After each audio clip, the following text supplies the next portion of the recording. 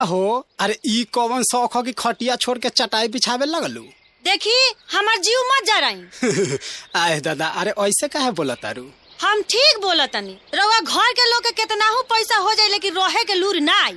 ओह अरे का परेशानी बा हमरा से कहो न तू। रउआ तो और 20 बानी जी खाली खा या सूते के बेरी घर लौकेला एगो खटिया के ओरचा नहीं खे ओरचात। हमार बात सुन ली आज फैसला हो के रही।